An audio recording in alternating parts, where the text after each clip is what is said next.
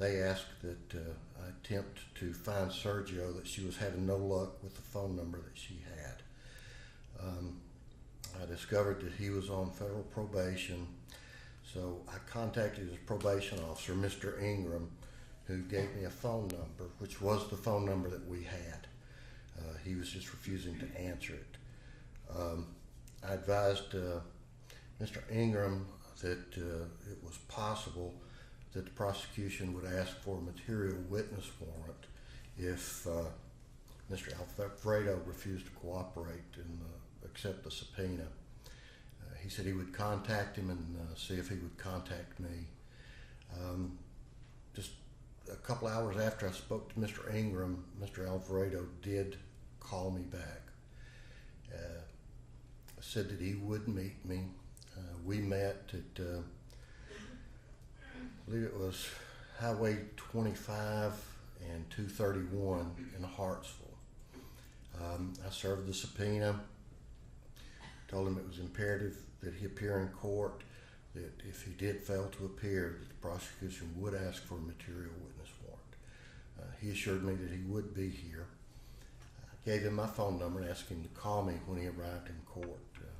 He did in fact call me Monday morning and met me in the lobby. From there, I escorted him up to our victim witness room where he waited there. And it was my understanding that he was going to return Tuesday morning. However, he failed to return Tuesday morning. At that point, a material witness warrant was issued. Specialized investigation with Metro Police Department, they were contacted and they agreed to assist in the search for Mr. Alvarado. I went back to Hartsville and Lafayette, checked a few addresses there, spoke to his mother, and she had not seen him. She assumed he was in court, which was not correct. Specialized investigations discovered a location where they believed him to be, and it was an apartment complex in West Nashville. They didn't have a specific apartment number, so they canvassed the area, searched the area, couldn't locate him. I've texted his phone and I've called his phone. Every time I've called it, it appeared to be off. It went straight to voicemail. And up to this moment, are people still trying to search for and find Mr. Alvarado? Yes, ma'am. I reached out to Specialized Investigations yesterday and asked them if they would continue their search through today, and they agreed to do that. Okay. And has he been found? No, ma'am. Okay. If he had been found, what would have happened when the material witness warrant was served on him? I spoke to the detective sergeant in charge, and he said that he would present him directly to this court. And obviously that also has not happened. No, ma'am, it has not. Okay. And then one other question.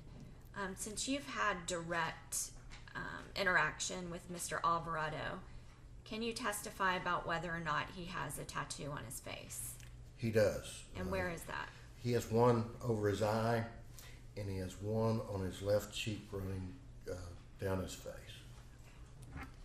And Your Honor, I asked that question just because it would corroborate the identification of Sergio Alvarado, and also it corroborates J.C. Harper's testimony. Thank you. Mr. Quillen, cross-examination.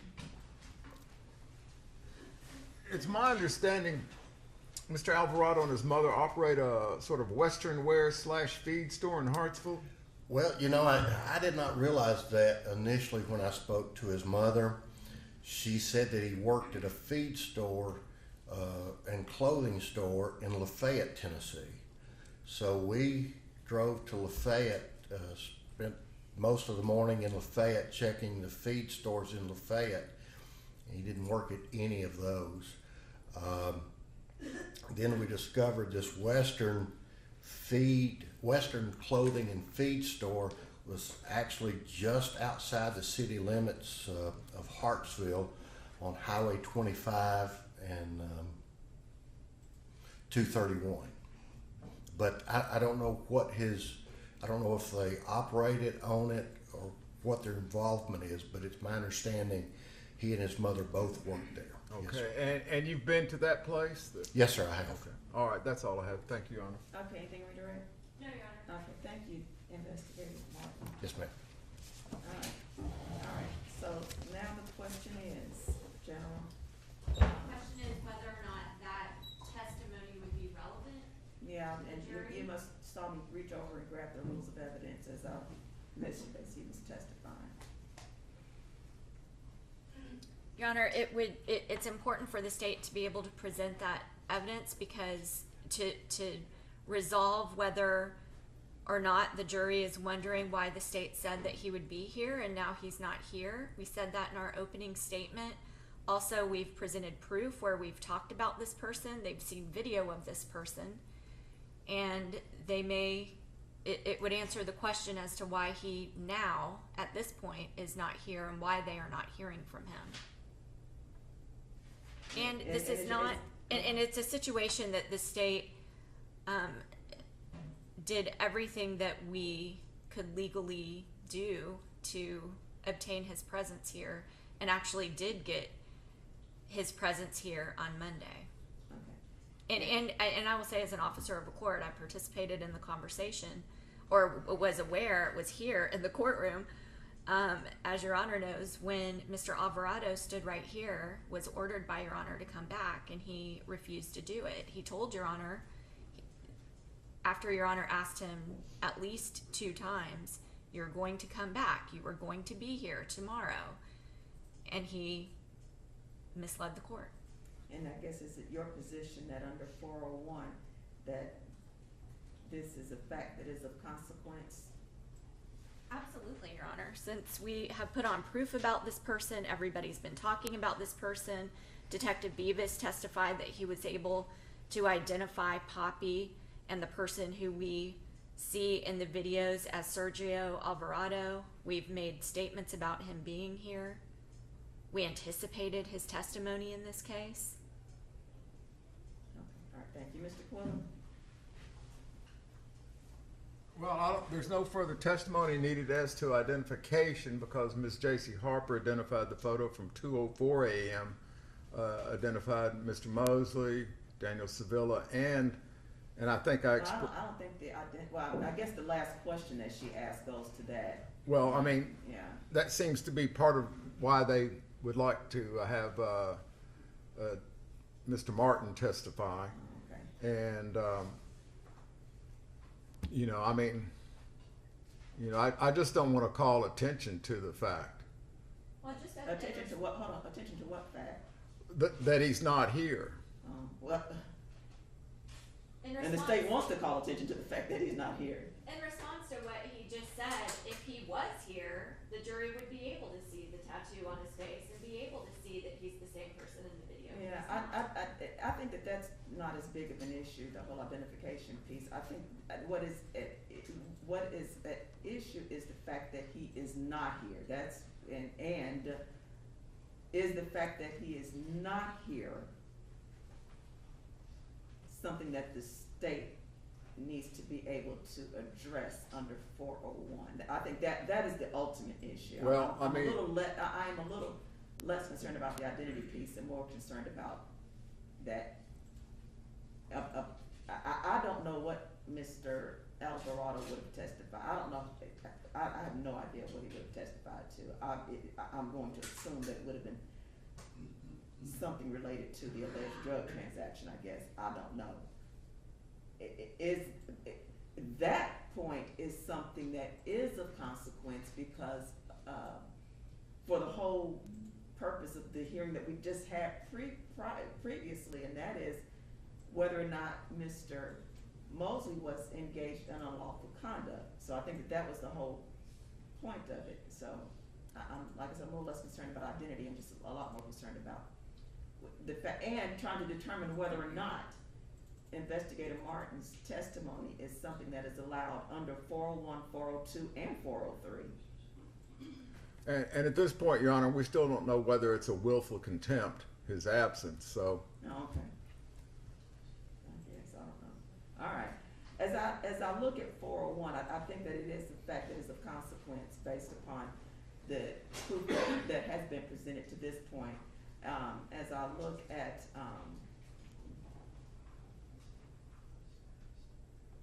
and we'll come in under 402, and I've tried to look, I am looking at 403 and trying to determine whether or not there's anything about his testimony that, under 403, that should result in exclusion, and I don't see any, so I'll allow Investigator Martin to testify.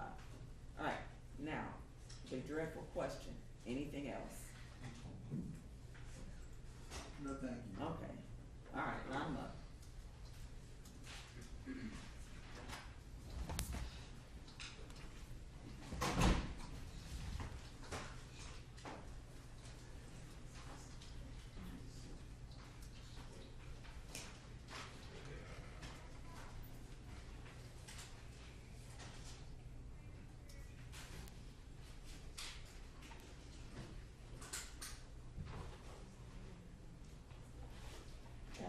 Ask Debbie, oh, I guess I should ask this, and it's probably, I don't know if you wanna wait until after the state closes its proof, Mr. Quillen, if the court should address the moment now or later.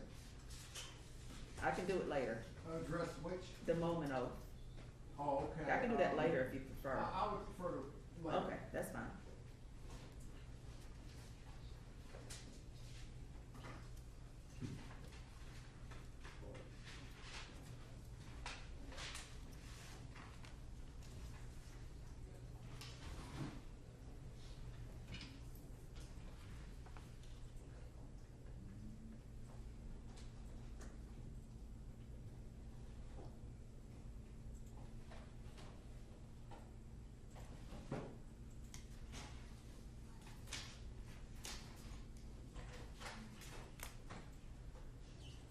All right.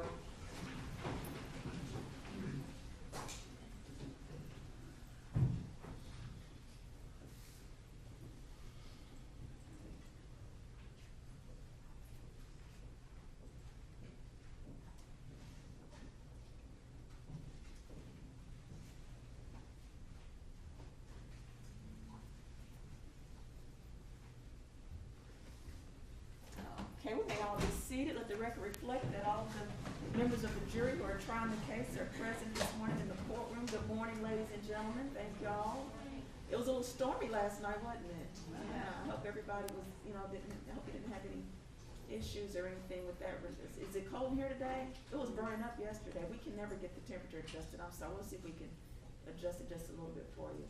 It was burning up in here yesterday and the day before, but they probably heard me complain about it being so hot and turned it down. Y'all know I'm gonna ask the question. Y'all remember my rule yesterday? Did everybody comply with my rule? All right, okay. All right, are we ready to resume? Yes, Your Honor. Okay. You want to ready to call your next witness? Yes, Your Honor, the state calls Randy Martin. Randy Martin.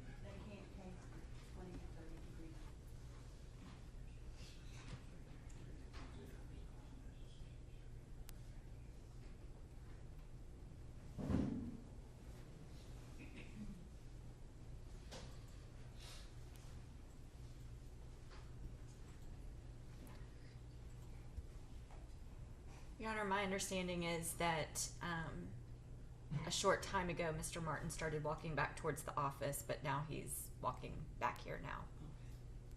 I apologize for the delay. Like, what's the ETA? Well, he couldn't have gotten too far because he was here just a moment ago. Maybe a couple of minutes.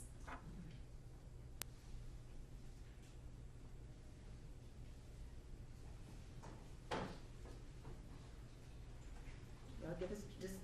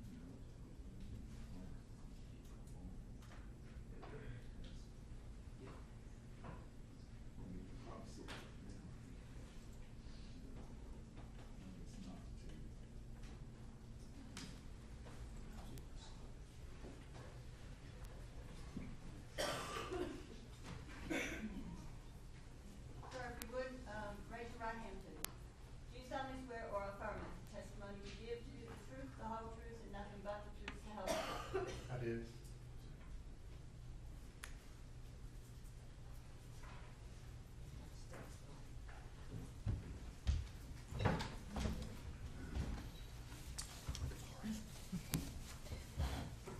Would you please state your name?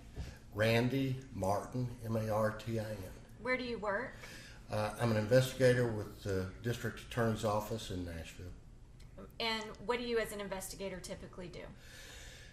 We, most of our time is trying to locate witnesses and serve subpoenas. Okay, and bringing your attention to this particular case, were you asked to serve some subpoenas on several of the witnesses in this case? Yes, ma'am, I was. And was one of those witnesses Sergio Alvarado? Yes. Can you tell the jury the steps that you took in order to get him served with a subpoena? Yes, ma'am. It began on March 15th. We were asked to attempt to locate him. I discovered that he was on probation. I contacted his probation officer, left a message with him. We had a phone number that we were attempting to call, but Mr. Alvarado was not answering that number. Once I made contact with the probation officer, I discovered the number we had was an accurate number. From there, we had an address, a home address, went to the home address. It was indeed his home. However, he was not there at the time. His mother was. I spoke to her, told her who we were, and that we were looking for him to serve a subpoena. And it was imperative that he gave us a call. And if he refused to contact us, knowing that we were looking for him, we believed that a material witness warrant was going to be asked for. And can you pause there and tell the jury what a material witness warrant is? Yes, ma'am. Material witness warrant is used when we have witnesses that are avoiding being served subpoenas or have been served a subpoena and refuse to cooperate and appear in court. The court will issue that warrant. Once they're arrested, they are brought to court and they will testify at that point. And after you told his mother that we would be seeking a material witness warrant if we were unable to have contact with him or have his subpoena served, what happened after that? I left my name and my phone number with her and asked her to have Mr. Alvarado contact me. Then shortly after that, she gave us a place of business to look for him at, but she was vague in the business, said it was a feed store in Lafayette, Tennessee. So we drove from Hartsville to Lafayette. There were 3 feed stores that we stopped at, and he did not work at any of those. In the meantime, Mr. Alvarado's probation officer contacted me. I spoke to him and explained the same thing to him of our intentions of obtaining the warrant. And he said he would try to contact Mr. Alvarado and have him call me. Shortly after I spoke to Mr. Ingram, Mr. Alvarado did call. He expressed his concerns about testifying, said he did not want to testify, but he would meet me the next day. We met at Highway 25 and Highway 231 near Hartsville. I served the subpoena, and I've got a copy of the subpoena that I served. And I explained to him that this was a serious matter and that it was my understanding that we were going to ask for a material witness warrant if he failed to appear, and this may possibly violate his probation. And when did you tell him he was supposed to appear? I told him he was supposed to appear on Monday, March 28th. Okay. And did he actually appear? He did. I left him my cell phone number and asked him to contact me when he arrived at the courthouse. Monday morning, approximately 8:15, 8:30, he called and said he was here. I met him in the lobby and escorted him to our victim witness room where he remained until that afternoon. And as you know, we did not start proof until Tuesday. Correct. Was he told to come back on Tuesday? Yes, ma'am, he was, and he was warned that if he failed to appear on Tuesday morning, that a warrant would in fact be issued for his arrest. Okay. Did he appear on Tuesday morning? He did not. Okay. And then after he didn't appear, what efforts did you make to get him to appear? I attempted to call him several times. His phone had been turned off. I texted him. And let me pause there. Was there a material witness warrant issued? Yes, ma'am, the warrant was issued. Okay. And then you attempted to call him? Yes, ma'am. It was going straight to voicemail, so it appeared that his phone had been shut off. Specialized Investigations with Metro Police Department was contacted, and they agreed to assist us in that manner. They began searching for him, and late Tuesday night, I got a phone call saying that they had located an area that they believed Mr. Alvarado was located. They searched that area but did not find him. Okay. And did efforts to continue searching for him, have they gone on continuously up until this very moment? They're continuing at this moment. Okay. Yes, ma'am. And obviously at this point they have been unable to serve that material witness warrant. Yes, ma'am, they have. Okay.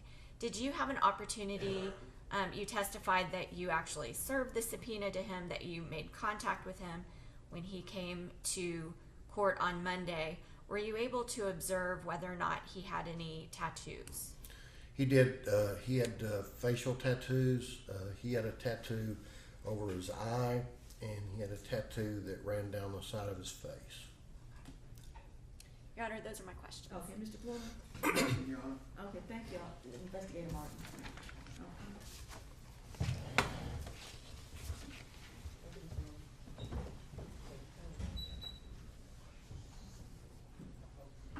Okay, General, are you ready to call your next witness?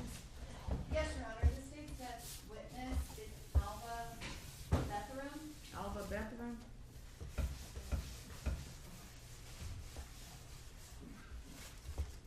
Actually, Bethurum? Alva Bethurum?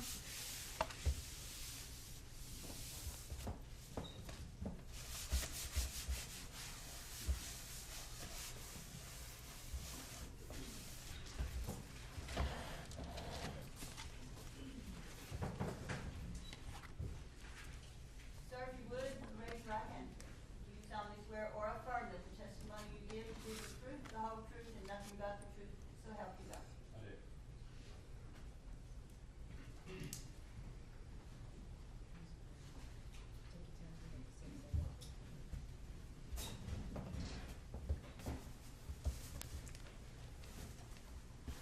Could you please state your full name for the record?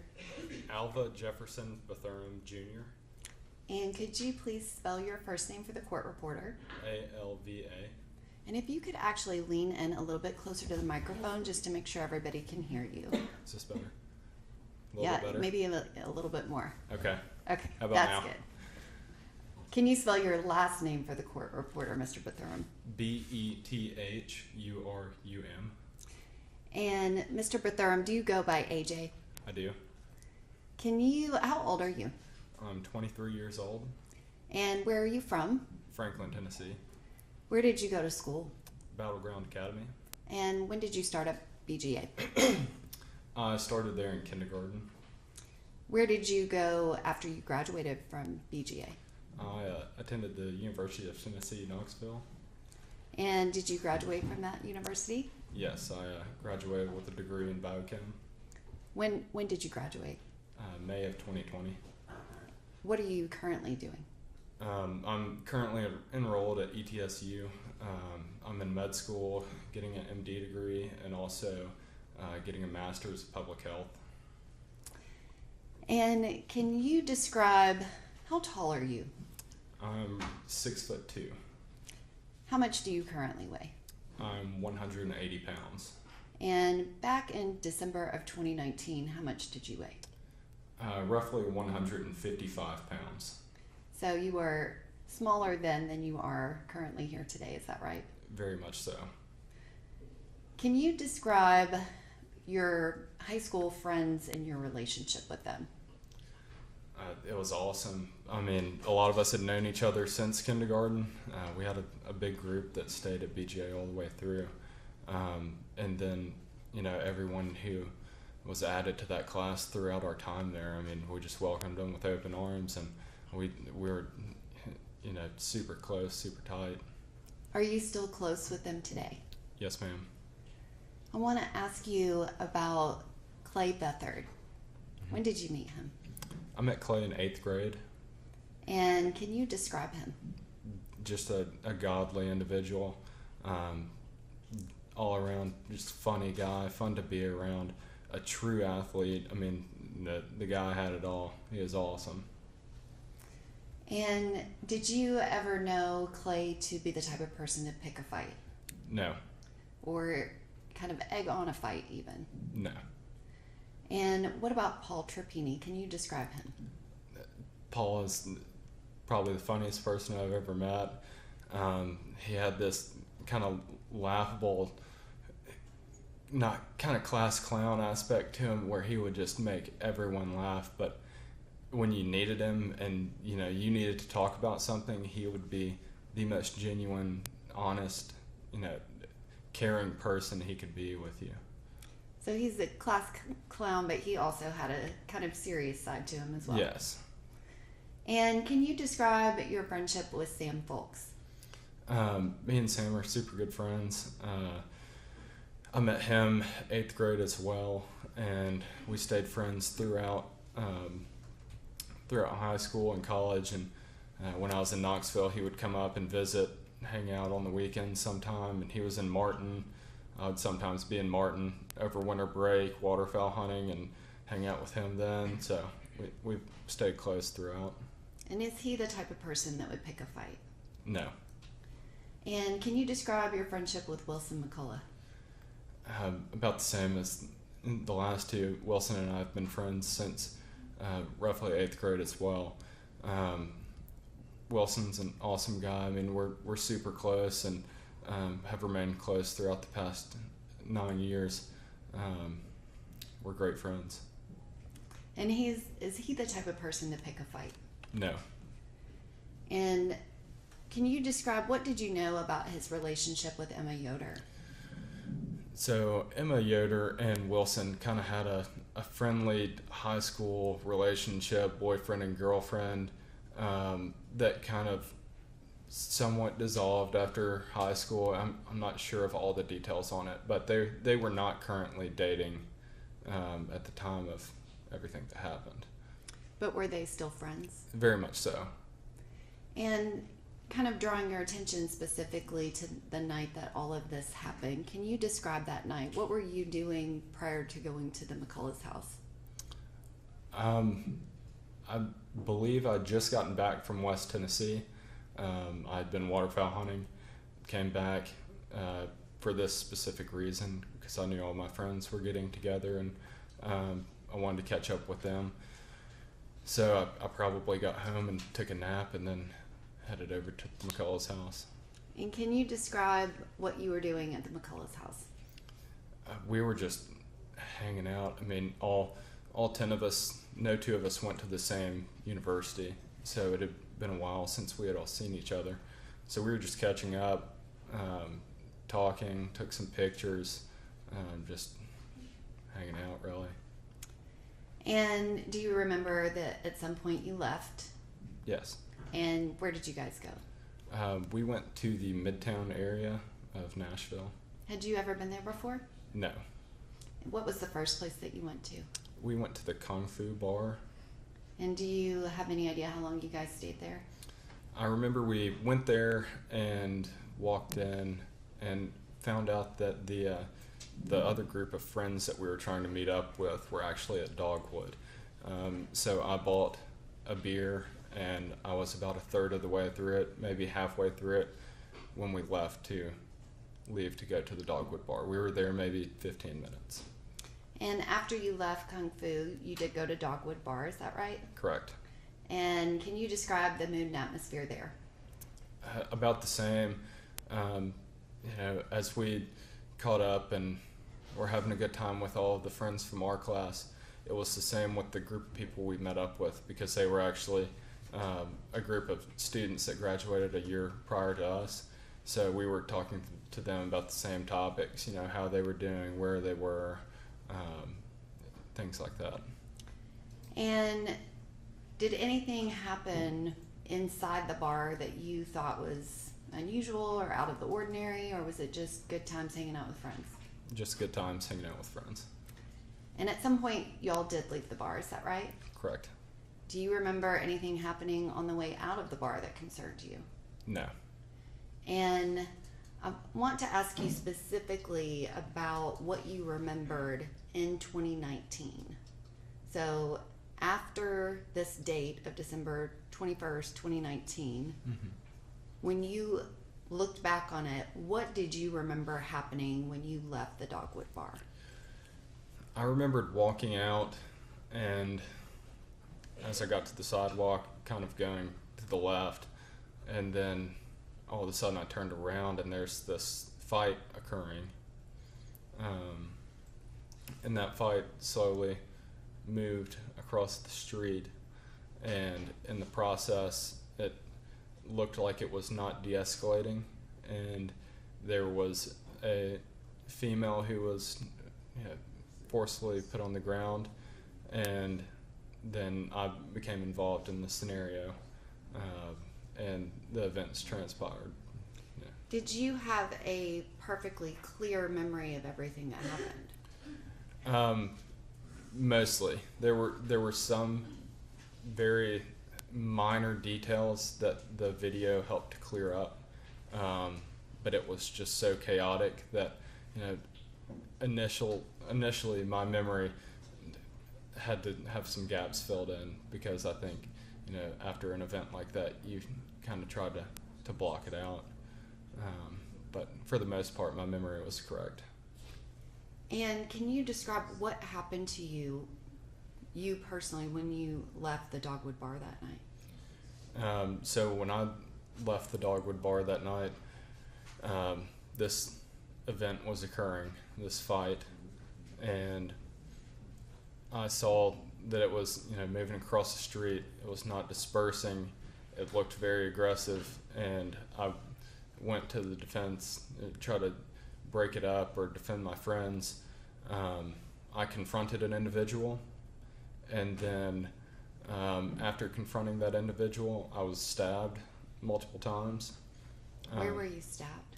I was stabbed right under my left eye and also in my left arm. And when you say under your left eye, was it just the skin under your eye, or where exactly were you stabbed? No, I was stabbed. That was the entry point. The knife actually went up through the front of my eye, through the back of my eye, and actually through the posterior wall of my orbit. And I actually had an air pocket in my brain because it went through my skull. Yeah. So the knife went into the side of your face, but into your eyeball, through the back of your eyeball, and into your skull. Yes. And then you said you were also stabbed in your elbow? Yes. And can you describe that? I was stabbed approximately right here. The knife came in at about this angle and actually went into the joint capsule, probably about 1.5 inches or 2 inches into my arm. And can you describe that moment of, you said that you went to kind of break up the fight, but also defend your friends. Yes. What was it that you saw happen that you felt like your friends needed defending? Well, when I initially saw this fight occurring, in my mind I figured this was just, a simple disagreement, some guys pushing and shoving, and it would dissolve as it just moved away a little bit. But As it crossed the street, there were still punches being thrown. It was not de-escalating, and a female got pushed over in the process, shoved to the ground, and that's, in my mind, that is not a simple conflict anymore. That's malice, and my friends are in danger. You know, they're getting shoved to the ground, they're getting punched, and this is obviously not just going to simply dissolve. And so when you go over there, what did you do?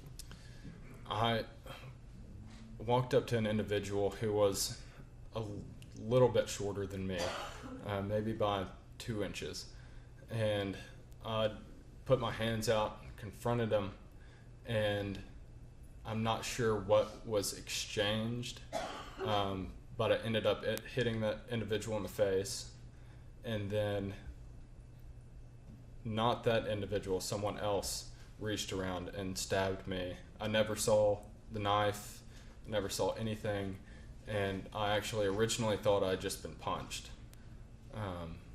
What direction did that, what ultimately you know is a stab that you thought was a punch, what direction did that come from? That was from my left side. And that initial contact, is that the contact with your eye? Yes. And at that moment, can you describe what happens with your left eye? So my vision immediately went out in that eye, and I knew in my head I'm incapacitated, like I can no longer participate in trying to get this fight to break up. I'm done. So I immediately started moving away. I thought that originally, I know some boxers, you know, they get punched in the face and they have a retinal detachment. I thought that maybe would have been what happened to me. So I held my hand over my eye and just kind of moved away from the situation. Do you remember anything happening to your left elbow? No. And at what point, I guess you said that you did not know that you had been stabbed. You thought you had been punched and there was something wrong with your eye. Correct. At what point do you realize that something more than just a punch has happened to you? It was at least a minute and a half later. After I was stabbed, I went to the ground, and Patrick Wells came over and helped me up. And Which, when you say you went to the ground, did you go to the ground or did you get pushed to the ground? originally, this is one of the minor details I was talking about earlier. Originally, I thought I had gone to the ground voluntarily, but I was walking away, and on the video you can see I have my hand over my eye, and this a couple people come over and shove into me, and I went to the ground after that. And that's something that you initially did not remember. Correct. And so at some point after this event, did you talk to a detective? Yes. And then after you talked to the detective, did the detective show you a portion of the video? Yes. And is that how you're able to kind of differentiate between what you initially remembered and then what you saw? Yes. And did you see all of the video back when the detective showed it to you? No. Just a small portion of it, is that right? Correct. So kind of going back to the actual incident, Mm-hmm. you said that you know now that you were knocked to the ground. Yes. And who was there with you? When I got up, Patrick Wells was there, and we were kind of just trying to see what was going on. I was obviously dazed and maybe a little bit in shock, so we were trying to talk through that. And when did you realize that something had happened to your friends? In that conversation with Patrick, I'm not sure who it was, but I very clearly remember someone saying, "Clay's been stabbed." Did you see Clay being stabbed? I did not see Clay being stabbed. Did you see Paul being stabbed? I did not. And you've already testified that you did not see yourself get stabbed. No. Did you ever see a weapon? No. And can you describe kind of your injury? You've described that the actual stabbing of your injury, but can you describe your eye injury and what you went through? Sure. So after this event, I went to Vanderbilt University Medical Center. The next day, I underwent kind of a damage control operation. And roughly 2 weeks or a week after that, I had another operation to repair my retina. Throughout the course of the next few months, I actually was starting to gain back a small portion of vision kind of in my periphery. But at that same time, I had a cataract form due to the trauma to my eye. So in July of 2020, I underwent cataract surgery to remove the lens, and upon doing so, they were able to get another look at my retina in the back of my eye. And throughout the course of those few months, it had actually scarred down, and I don't have any vision out of it now. And you previously testified at another hearing, is that correct? Correct. And at that time, did you have some vision? At that point, that was between the second and third operation when I was starting to gain a little bit of vision back. But as the cataract grew in, they weren't able to get a clear picture of my eye, and it also took out that vision as well. And once they were able to get that out, they noticed that over those couple months, the retina had scarred down. And so currently, can you describe what amount of vision do you have out of your left eye? No vision. And can you describe what, if any, pain that either of your two injuries caused you? The elbow injury I didn't feel it at first. The injury itself, I didn't know I had until minutes after it actually happened. But the treatment for it was pretty excruciating. Once I got to the hospital, since the knife had gone into the joint capsule, they had to insert a large bore needle into the other side of the joint capsule to irrigate it and flush it out to prevent any infection. And that was extremely painful. And then with the eye stuff, 3 pretty good operations, multiple big in-clinic procedures. It's been physically and emotionally painful for sure. Mr. Bethurham, I'm going to ask to show you some of the video evidence that's been previously introduced in exhibit number 11. And Sure. have you had the opportunity prior to today to view some of this evidence? Yes. And an opportunity that you've reviewed recently in the last week or so? Yes.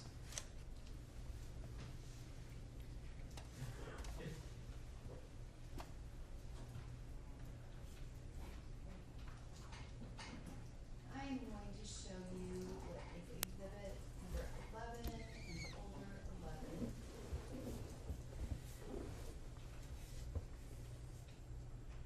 Mr. Bethurham, do you see yourself in this image? I do. And could you touch the screen and just identify where you were at? Did that work on y'all's end? Yes. Okay. Is it not on yours?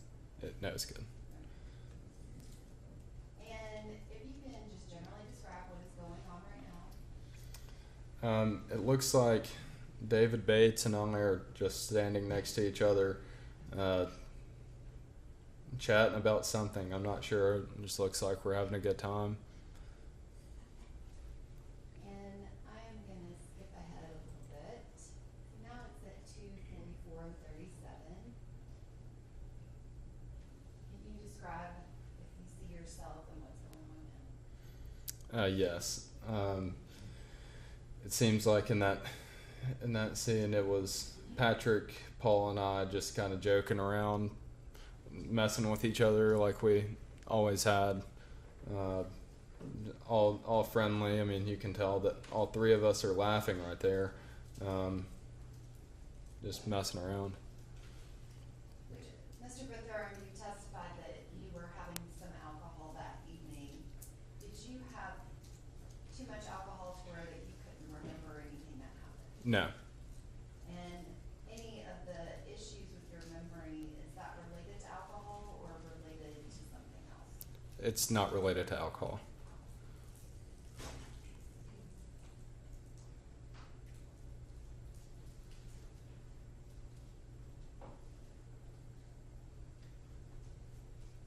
And Mr. Bithorn, did you know Michael Mosely on December 21st, 2019? No. Since then, have you learned who he is? Yes. Do you remember ever seeing him that night? No, ma'am. Do you remember any interactions that he had with any of your other friends? No, ma'am. And specifically, when you said that you swung at someone when you were outside, was it Michael Mosely that you swung at? It was not. And are you sure about that? I'm positive.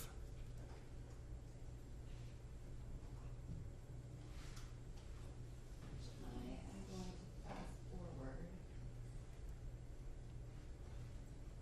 to this point, which is 2:46:50.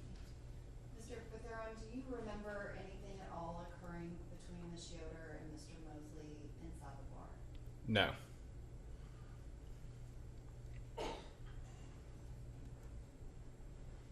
Do you remember leaving the bar? Yes.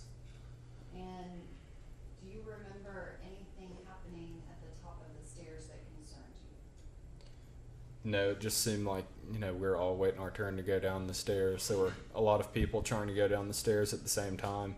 Wasn't really paying much attention to anything. I had no reason to.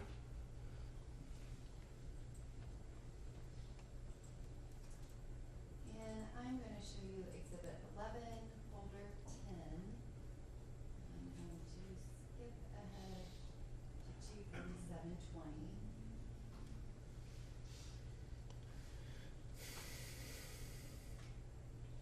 Which again, Mr. Bithorn, do you remember leaving and going down the stairs with your friends? Yes. And at this point, did you hear anything that concerned you? No.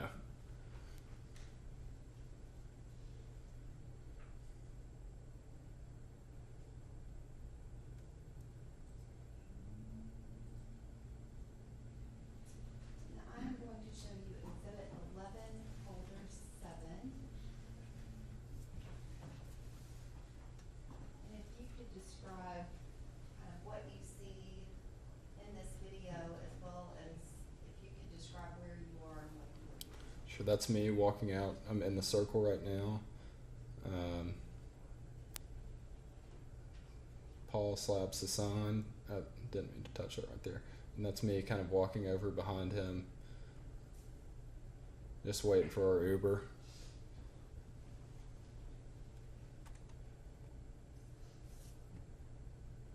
And I have my back turned here.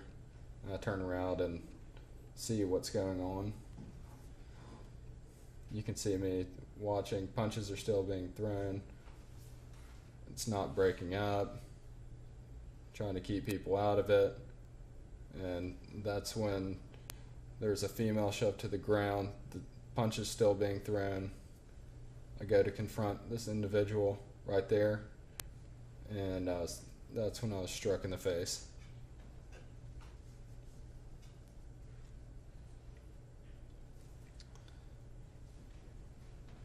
And I'm on the ground at this point. And is that the part where you didn't remember actually getting knocked to the ground? Correct.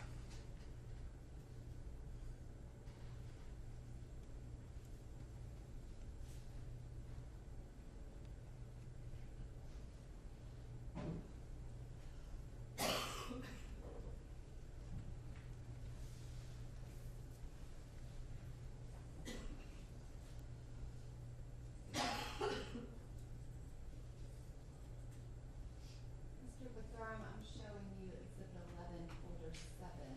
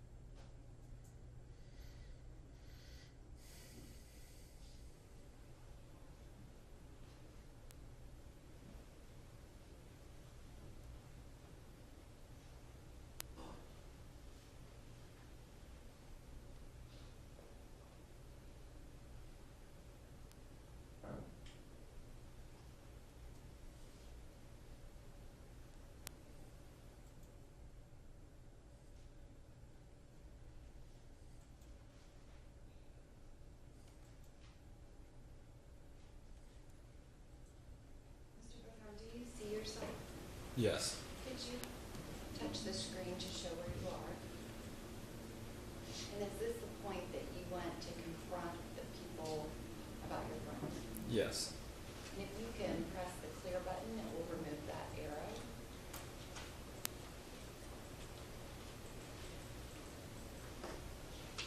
And if you could touch the screen to show where you are.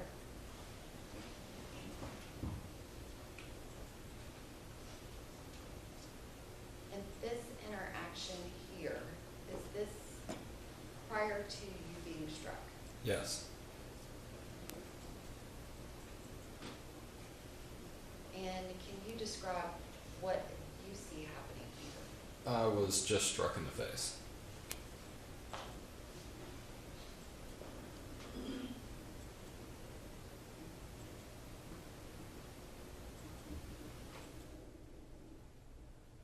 And can you describe what just happened there? Yes, I was walking away with my hand over my face, and one of the people in the group that just ran over shouldered me to the ground. And that is what you described as something that you did not remember happening right after, is that right? Correct.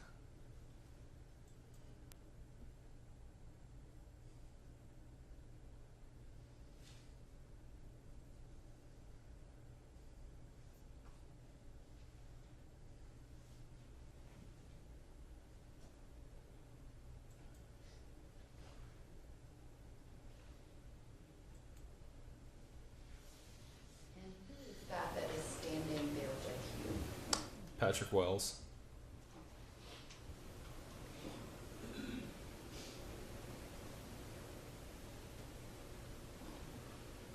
Which at some point, Mr. Bethurham, do you go across the street? Yes. And what happens when you go across the street? As soon as I heard Clay's been stabbed, I turned, walked across the street where I found him laying there, and then I got down, tried to assess what was going on, tried to locate where he was stabbed, and see if I could help out in any way. After about, I would say, 30 seconds of doing so, one of the bouncers from the bar that was actually trying to help Clay out as well, he pushed me in the chest. And he's like, "Bro, you've been stabbed too." And I kind of just didn't pay attention to it. And then he kind of forcefully picked me up. He was like, "No, you're bleeding a lot." Did you even realize that you were bleeding at that time? No. And what did he do? He handed me a clean rag from inside the bar, and I put it over my eye, and he kind of escorted me away from where Clay was laying and to this little wall in front of the bar and set me down there. When did you realize that your elbow was injured? Not until the paramedics were about to put me in an ambulance. Now I'm going to ask that this witness be handed 5 photographs which have been shown to defense counsel, and they have been pre-marked A through E.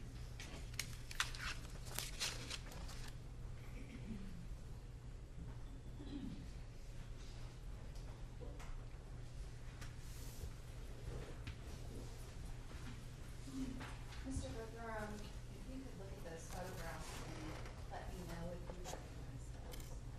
Yes. And are those photographs that were taken of you and your injuries on that December 21st of 2019? Yes. All right, this time I would ask that those photographs be introduced as the next numbered exhibit, which I believe might be 60. Yes.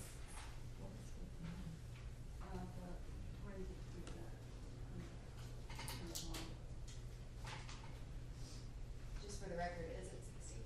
It is. Okay, 60 acre. And I have available position.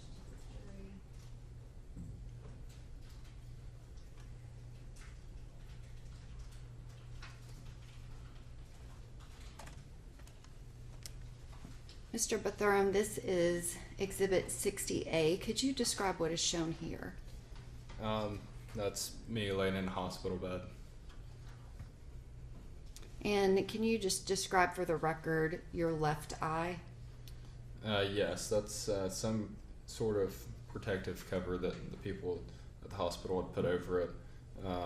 There's someone there trying to address the wounds, maybe clean some blood up. Is there anything else? This is 60B. Can you describe what is shown here? Yes, that's an image of my of the stab wound to my arm, wrapped. And this is 60C. Can you describe what is shown here? Yes, that's an image of the stab wound to my left arm uncovered. And 60D, can you describe what is shown here? Yes, that's an uncovered image of the stab wound to my left eye. And that's the exterior injury to your eye. Correct. And 60E. That's someone assessing the same injury in the previous image. And that's the stab wound to your left eye. Is that correct? Correct.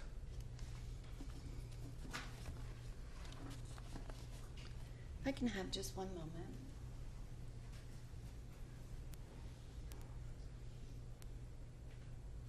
Thank you, Mr. Bethurham. I don't have any other questions. Thank you. Okay, Mr. Fuller? Hi, Mr. Bethurham. You testified at the preliminary hearing in January of 2020. You remember that? Yes, sir. And I believe then you said that you were 6'3". Is 6'2" more accurate?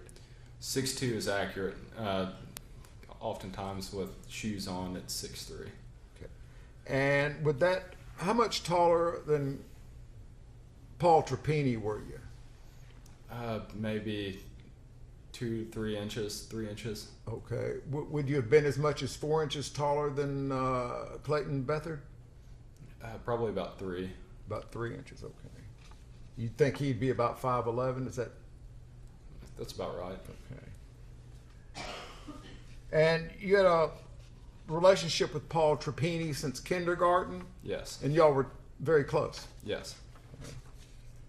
And that night, you consumed a total of 8 drinks. No, I believe it was less than that because some of them were not completely consumed. Okay. Well, did you report to Nurse Brianna Mitchell at Vanderbilt that you had consumed 8 drinks? I do not recall that conversation. Possibly so. Okay. If I may pass you a copy of this, you can refresh your memory. Sure.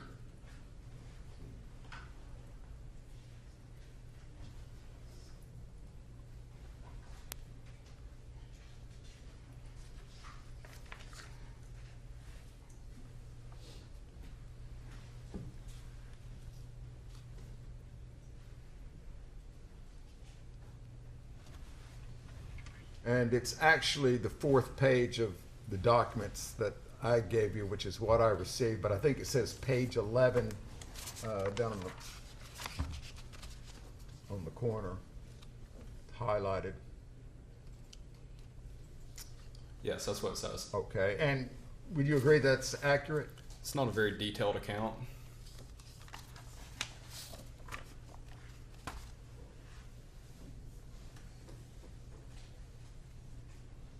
So are you saying you had less than 8 drinks? I can tell you exactly what I had to drink if you would like. Sure. I had 4 beers at the McCullough's. I had half of 1 beer at the Kung Fu bar, and I had roughly 2 drinks at the Dogwood bar. Okay, thank you.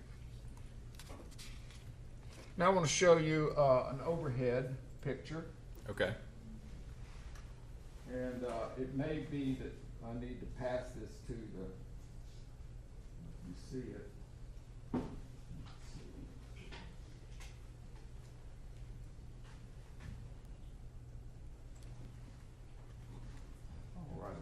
All right. You see yourself coming out of the restroom area? Yes.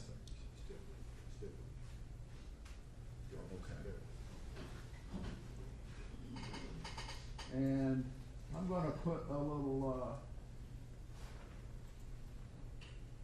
AB on your stomach area, just to note that that's you. And you see those two in the sort of standing in front of the booth to your right in the picture, two Hispanic men? Yes. Okay. Now, do you recognize either of those men as the one you hit?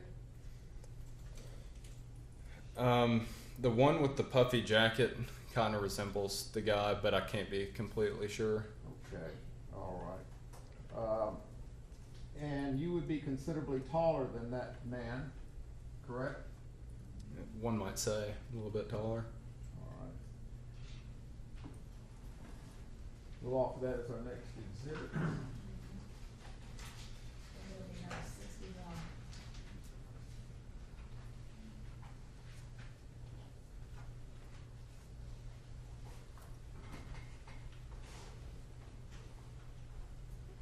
And this is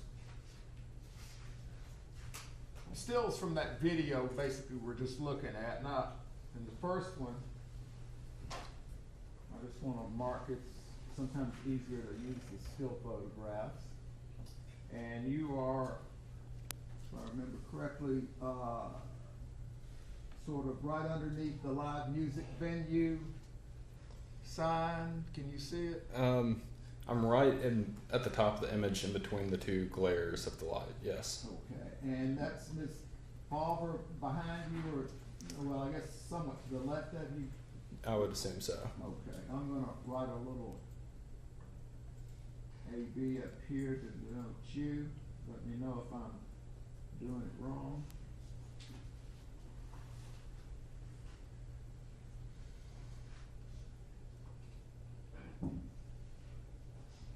And at some point, I believe you used the word beeline, you make a beeline across the street. I walked directly across the street. Okay. All right. And if you can't pick yourself out, I understand certainly. Okay. This is you in that, when you're doing the beeline? That's me walking, yes sir. Okay.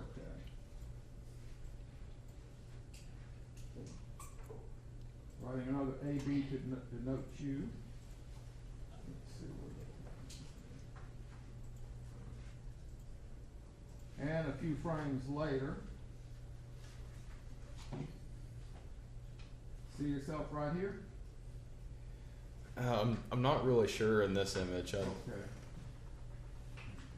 The colors are a little different and off. Oh, that's a little better, yeah. Okay. I mean, if you can't tell, I certainly understand. I can't tell for sure. Okay. Can you recognize this as Miss Falver? No. Okay.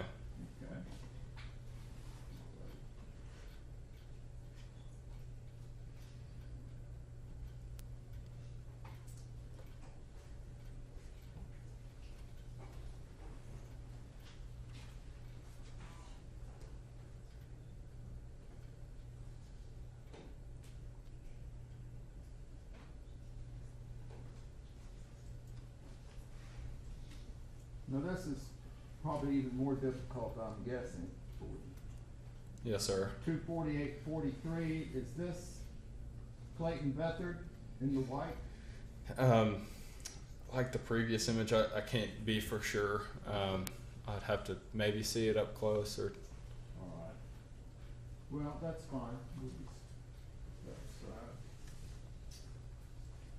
and here's for a different camera angle, also from 248-43. Now, can you identify Clayton Beathard? That does look to be Clay. Okay, I'll put a little CD for Mr. Beathard. And it's pretty dark, but can you see yourself there? I can't distinguish myself for certain. It seems like that would be me. Okay, all right. Based on the. We'll just leave Based on that. where everyone All is. of this is our little collective exhibit of 3 photos.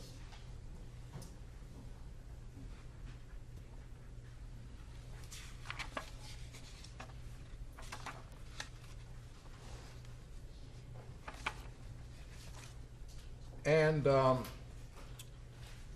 on the Sunday, December 29, 2019, you were interviewed out at Battleground Academy with Detective Beavis and Detective Joyce. Do you remember that? Yes, sir. Okay. And I think at that time, you used the line, I made a beeline towards this person you thought had harmed or wronged Ms. Favre. I may have said that. Okay. And I'm going to show you a video of that. It's Defendant ID number 9.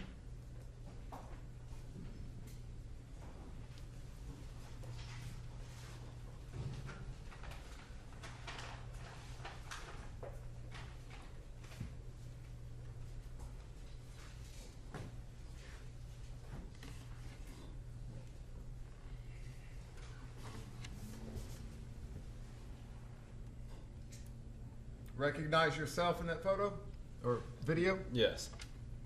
And you go straight, and then you stop and point. Okay. Recognize all that? Yes, I would.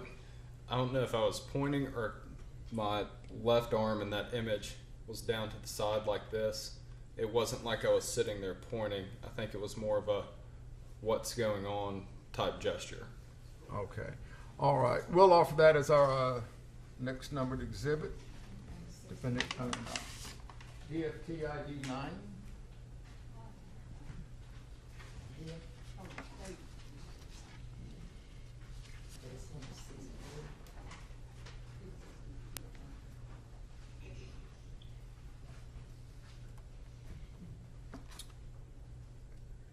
And after, of course, that video ends at 2:48:43, and at that point, you veer off to the right. Do you remember that? Yes, sir.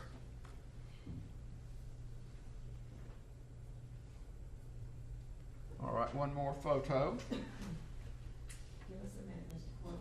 I'm sorry? Give us a second, we've got to. Oh, yeah, I'm not calling it.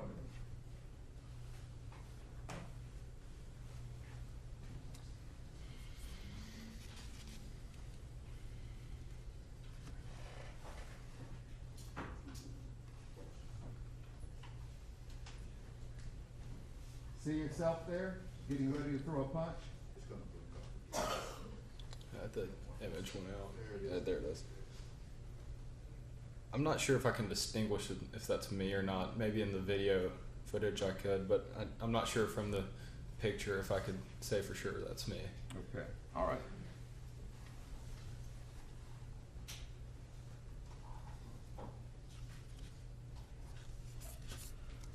Now, you get hit from the back, correct? It came from my left side. Whether it was front or back, I'm not certain because I didn't even see it happen. Okay. Now, I mean, since then, have you seen a video where a couple people crash into your back? Yes. Okay. And when you go down, you think, holy crap, we've just lost this fight? I was like, I'm hurt bad. I got hit bad. I was like, I'm out of this. Like, there's no way I can contribute to trying to diffuse this anymore. So that's why I stayed on the ground. Well, I mean, when you were talking to Detective Beavis on December 29th, that's what you said, I believe, and I can play you that audio. Sure, I'll listen to that. Okay. No, I already have. Oh, you have listened to it. So Yes, you sir. did say, holy crap, we've just lost this fight. Yes. Or you think that? Mm-hmm. Okay. That's going through my head when I'm on the ground. All right. And part of the reason you think that is you're really surprised that you're losing this fight. I wouldn't say that. I mean, I just got hit really hard. I was like, wow, if this person's hitting this hard to take my vision out in one punch, that's a formidable opponent. You expected to win that fight, didn't you? There was no win or lose that was a mission in my head. It was defending my friends. Defending them would have, I wouldn't call that a win. I would just call that a success. Well, at that preliminary hearing in January 2020, I believe you said you went to the defense of Thoby Favre. Is that correct? Yes, and she was involved in the whole group of events. When you hit whoever you hit, Ms. Favre wasn't anywhere close by, was she? That's because the group of people had moved past where I saw her go to the ground. You walked right past Thoby Favre on your way towards hitting somebody, is that correct? Yes. Okay. And you did not go to help out Thoby Favre, correct? That's correct. And Patrick Wells went to her aid, is that correct? I'm not sure of that.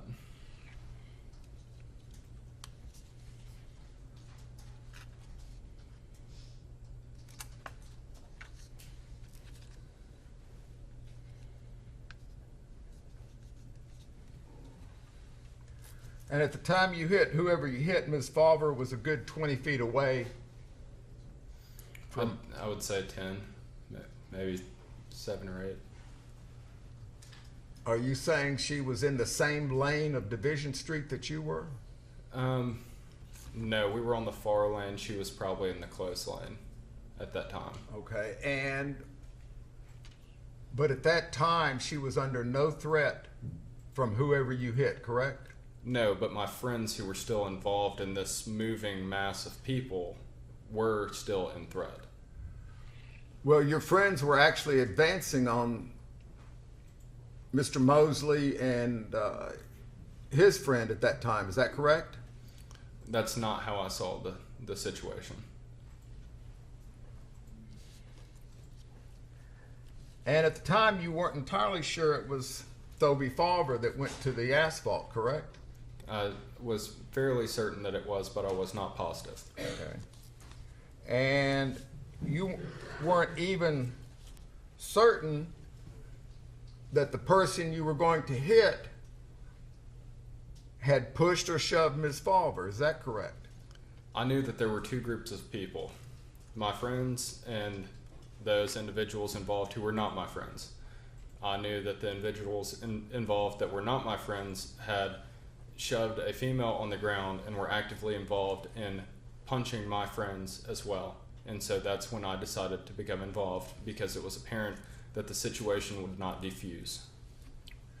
Well, back in that January 2020 hearing, an attorney named Justin Johnson asked you if you actually saw this person hit or shove Ms. Favre, correct? And he asked you, did you actually see it, or was it just in the rush of everything? And you said the rush of everything. Am I accurately restating what happened at that hearing? I'm not certain about that exact line, but if it's on the record, then I believe you. Well, let's play it just to make sure that it is. We're going to play Defendant ID 20.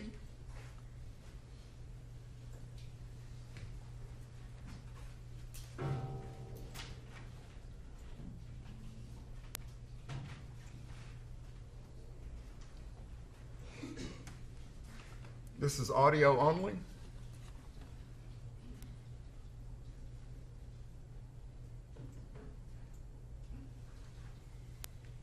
There was a female that hit the ground, correct? Yes, sir. Was this after the fight had started? Yes, sir. Did you see anybody hit her or push her, or was it in the rush of everything? It was in the rush of everything. She would. There was a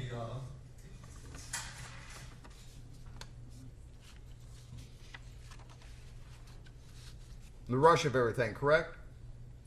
Yes, sir. Okay, we'll offer that as our next exhibit.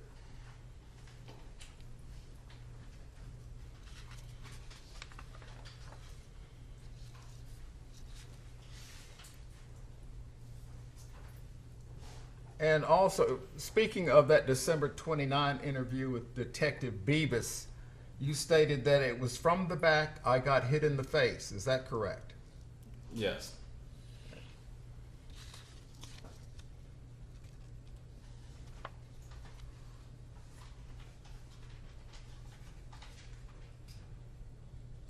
Your Honor, if I may have just a moment.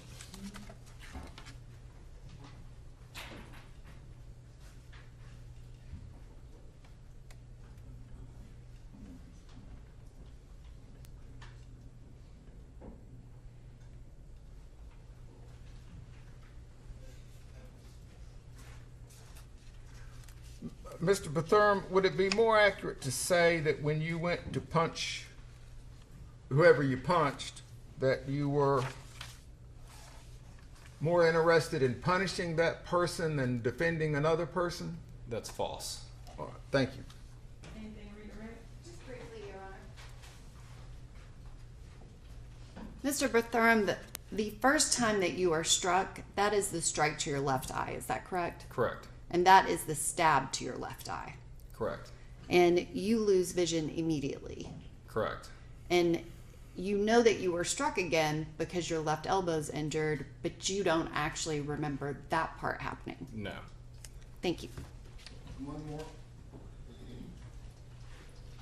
Mr. Bethurm, after you say you were struck, you actually advanced another 2 or 3 steps towards the sidewalk. Is that correct?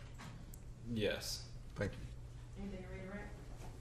No, Your Honor. All right, thank you, sir. Watch your step as you step down. Please Thank take you. your time. All right. All right, gentlemen. Your Honor, that is the state's proof in this case. We do not have any other witnesses to call. Okay.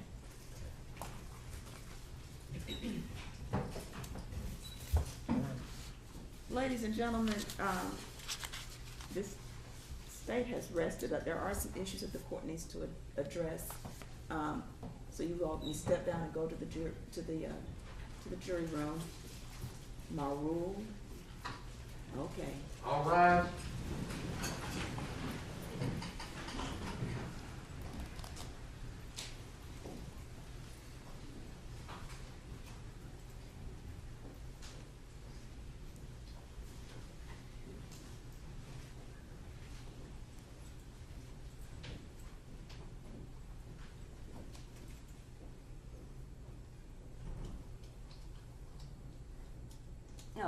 Okay, we may all be seated. Mr. Quillem, the state has rested.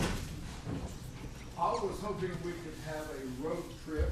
Oh. And then I'd have some chance to discuss. Okay. All right, we'll take a short break. All right.